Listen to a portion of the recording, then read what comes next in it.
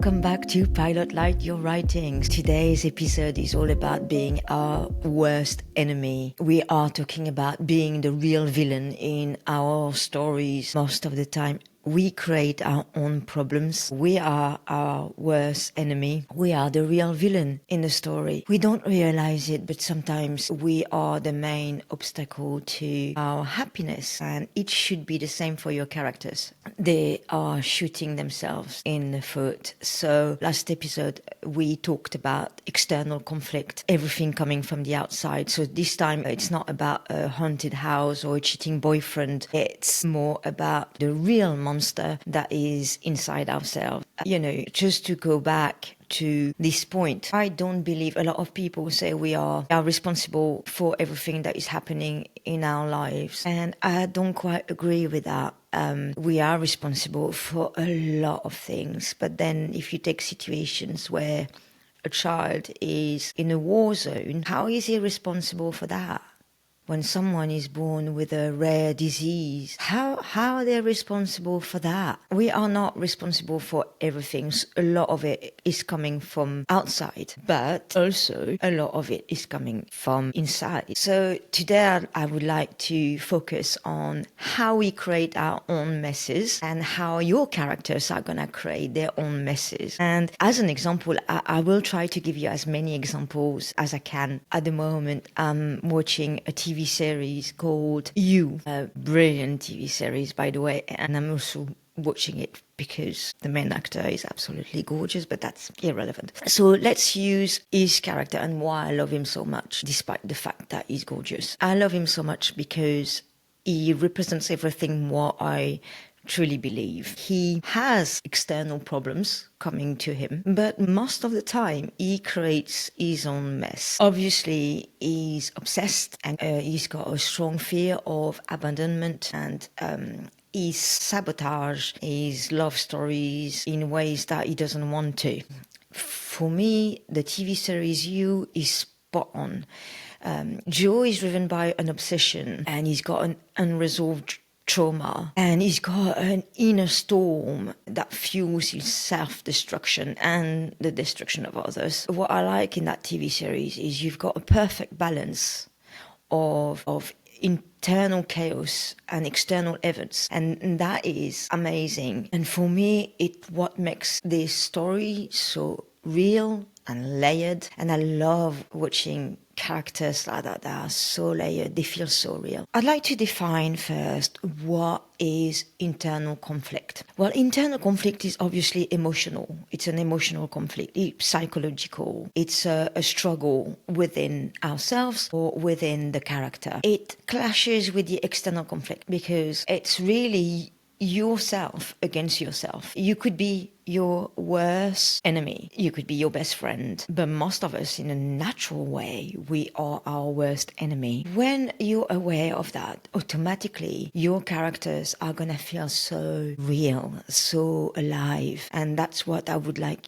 you to try. So let me give you some practical examples. Let's say that you've decided that your main character is lazy and is a dreamer. Let's say that he wants to write a book, okay? And it could be something else. It could be he wants to start a business, or he wants to run a marathon, whatever he wants to do. That's why I told you in the last episodes to really work on the wants of the character. But let's say that he wants to write a book. What he's going to do, because he's lazy and he's so scared of writing that book, he's going to procrastinate. Sounds familiar? It sounds familiar with every writer, actually. But he's going to procrastinate about it, and he's going to procrastinate constantly. So he's going to miss every opportunity that he has to make that book real and change his future. And this time, as you understand, the book is not going to be written. So it's not the world against him or her. It's himself against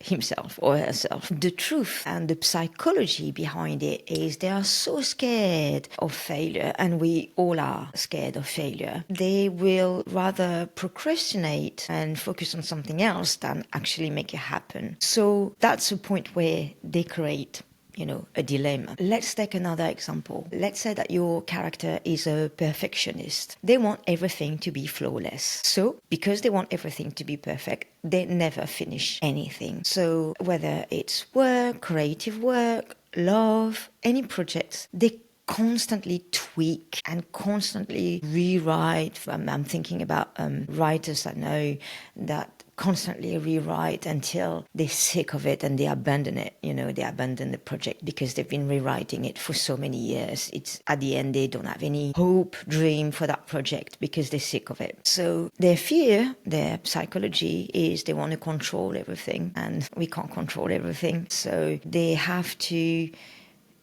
let their vulnerability come out and accept the fact that they are not perfect. Another example could be the people pleaser. They can't say no to anything, and it eats them alive. They want to be supported and they want to have peace around them, and they accept situations. They betray sometimes their own values. They make poor decisions. They stay in a harmful situation to please. The main thing behind it is they have a big struggle to be authentic, be themselves, to accept themselves as they are, and to risk not to be loved. They want approval. So that's another internal conflict. Okay, another internal conflict would be the cynic who wants connection. So you can meet a lot of people like that. They act like they don't care. They act like emotions are not important. They reject intimacy. But deep down, they crave human connection. They crave real human connection. Their sarcasm and distance push people away. And, that's not what they want originally. So what I'm trying to say is inner conflict is really the beginning of a contradiction. I was telling you about contradiction before. And really, if you put that kind of contradiction, it's beautiful to see. The character wants to see himself or herself in a way, and they do totally the opposite. We have, at the moment, a beautiful example in real life. We have Katy Perry that went to space to gain more popularity, and she achieved the exact opposite. Not only that, but she said that she loves Mother Earth, she loves the planet, and at the same time, by her own action, it destroys it. You see how people do it all the time? And it's important to say that sometimes your characters, they are the problem. They know. They can't help it, but they know they are the problem. But sometimes they're not even aware of it.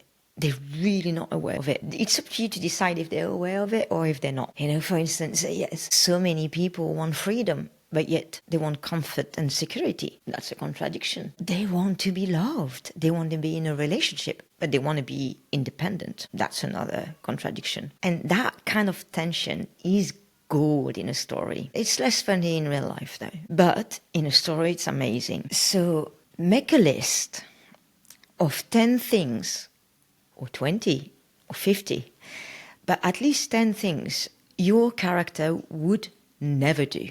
I mean, never according to their own personality, to their own values. They would never do that according to their values or beliefs or fears. Then, once you have that really crystal clear, find a way to make them do it. Find a way, push them to make it. Because then, not only you have depth in your story, you've got external chaos and you've got internal chaos, and you're going to push them to do something they don't want to do. You are going to have such a great plot as well. Obviously, it has to make sense with the character. Don't make something completely weird, but make it hurt.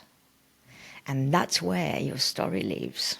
So here is your challenge for this week. Write a list of 10 things your character will never do. Not just things they don't like, things they will feel are impossible, unacceptable, unthinkable. Then pick up one and build a situation that forces them to do it. That's where the real change happens. And that's how you put internal conflict in action.